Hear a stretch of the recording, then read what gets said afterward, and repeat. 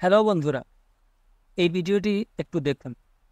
এখানে যে সাবটাইটেলটি দেখতে পাচ্ছেন, ভাবছেন আমি বাংলা অডিও ইংরেজিতে টাইপ করে অ্যাড করেছি। মোটেও না, এটা এআইকে ব্যবহার করে করা। কি বিশ্বাস হচ্ছে না? সুপ্রিয় দর্শক, আজকের ভিডিওটি একটি অত্যন্ত দরকারি বিষয়ের উপর ভিত্তি করে তৈরি করা। অডিও ট্রান্সক্রিপশন করা অনেক সময় সাপেক্ষ এবং কষ্টসাধ্য হতে পারে, বিশেষ করে যদি নির্দিষ্ট ভাষায় দক্ষতা না থাকে। কল্পনা করুন তো, আপনার ভিডিওতে যদি ইংরেজি সাবটাইটেল থাকে, তাহলে বাইরের কান্ট্রির দর্শকও তা উপভোগ করতে পারবে এবং এর ফলে আপনার ভিডিওর ভিউজ তো বাড়বেই, সাথে সাথে বাইরের কান্ট্রির ভিউয়ের রেভিনিউ বৃদ্ধি পাবে। আজকের ভিডিওতে আমি দেখাবো কিভাবে ক্লিপচ্যাম্প এআই টুল দিয়ে অতি সহজে এবং দ্রুত যে কোনো ভাষার অডিও ট্রান্সক্রাইব করে সাবটাইটেল যোগ করতে পারবেন। পুরো প্রক্রিয়াটি এতটাই সহজ যে আপনি অবাক হয়ে যাবেন। তো আর দেরি কেন, চলুন শুরু করি।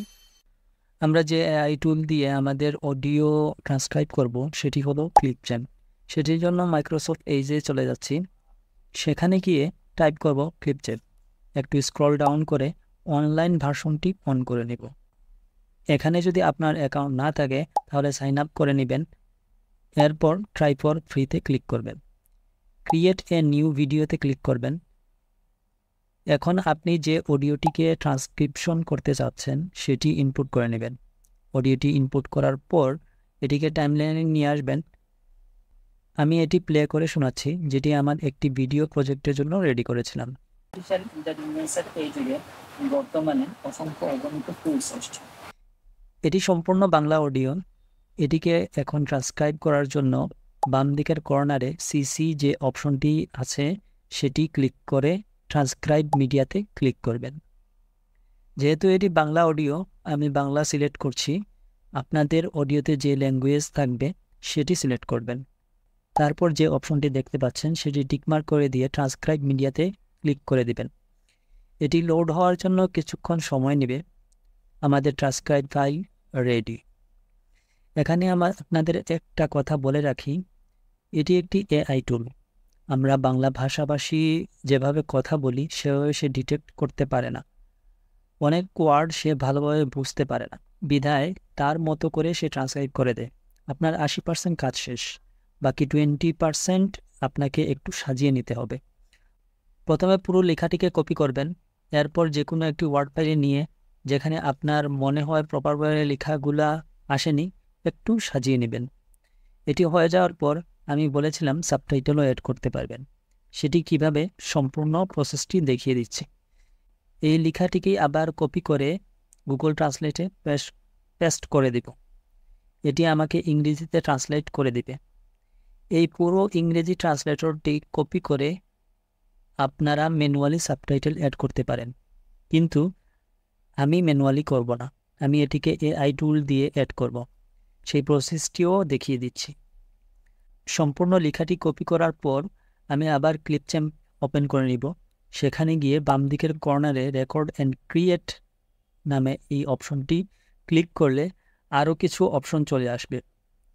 ওখান থেকে একদম নিচে টেক্সট টু স্পিচ অপশনটি ক্লিক করবেন। এখন যে ইংরেজি কপি করেছেন সেটি পেস্ট করে দিবেন। এরপর উপরে গিয়ে যে কোনো একটি ভয়েস ক্যারেক্টার সিলেক্ট করে সেভে ক্লিক করবেন। এরপর এটি ইংরেজি কনভার্ট করে দিবেন। এটি হয়ে যাওয়ার পর এক্সপোর্ট করে নেবেন। এখন আপনাদেরকে বলি, এই যে ইংরেজি সাবটাইটেল আছে সেটি দিয়ে কিভাবে আপনার ভিডিওর জন্য একদম পারফেক্ট থাম্বনেল বানাবেন সে নিয়ে আমার একটি নেক্সট ভিডিও আসবে, যেটি আপনাদের থাম্বনেল ডিজাইনের টেনশন একদম দূর হয়ে যাবে। অবশ্যই সেই মাস্টার ক্লাস ভিডিওটি দেখবেন। এক্সপোর্ট হয়ে যাওয়ার পর এখন আপনাদেরকে একটি ট্রিক বলে দেই ইংরেজি সাবটাইটেল অ্যাড করার জন্য। সেটি হলো, যে ফাইলটি এক্সপোর্ট করলেন তা ক্যাপকাটে অন করবেন। আমি ক্যাপকাট অন করে নিলাম। ফাইলটি ইনপুট করার পর অডিওটি এক্সপোর্ট করে এর যে ভিডিওটি আছে সেটি ডিলিট করে দিবেন। এরপর আপনার যে ভিডিওতে সাবটাইটেল অ্যাড করবেন সেই ভিডিওটি ইনপুট করে নেবেন। এবার ইংরেজি যে ভয়েসটা আছে সেটাতে ক্লিক করে উপরে টেক্সট এটিতে ক্লিক করবেন। বাম দিকের অটো ক্যাপশনে নামে একটি অপশন পাবেন, এটিতে ক্লিক করে ল্যাঙ্গুয়েজ ইংরেজি রেখে জেনারেট ক্লিক করবেন। আমি ইংরেজিতে ট্রান্সক্রাইব করে অডিও এই জন্যই নিয়ে এসেছি যেন আমার সাবটাইটেল অ্যাড করতে সহজ হয়। এটি কিছুক্ষণ সময় নেবে। এখন দেখুন ম্যাজিক, কত সহজে এবং কম সময়ে একদম ফ্রিতে আপনার সাবটাইটেল রেডি। আপনি নিজে এখন কাস্টমাইজ করতে পারবেন। উপরে বাম দিকে বিভিন্ন ধরনের টেমপ্লেট পাবেন। আপনার যে টেমপ্লেটটি পছন্দ হয় সেটি ইউজ করবেন। যেমন ধরুন এটি যদি ইউজ করেন তাহলে এরকম আসবে, আবার এটি যদি ইউজ করেন তাহলে এরকম আসবে। মানে বিভিন্ন ধরনের টেমপ্লেট আছে। আমি সচরাচর যে টেমপ্লেটটা ইউজ করি সেটি হলো এটি। আপনারা এটি ইউজ করতে পারেন সাবটাইটেলের জন্য। আপনি যদি চান যে সাবটাইটেলের নিচে ব্যাকগ্রাউন্ড অ্যাড করবেন সেটিও পারবেন। নিচে একটু স্ক্রল ডাউন করে ব্যাকগ্রাউন্ড অপশনটি পেয়ে যাবেন।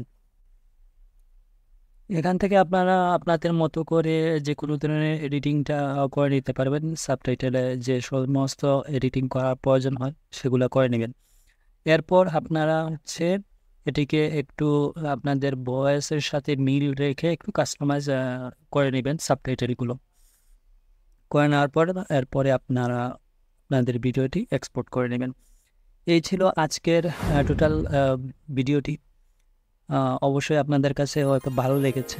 যদি ভালো লেগে থাকে তাহলে অবশ্যই ভিডিওটি লাইক, কমেন্ট, শেয়ার করবেন এবং আমার চ্যানেলটিকে সাবস্ক্রাইব করতে ভুলবেন না।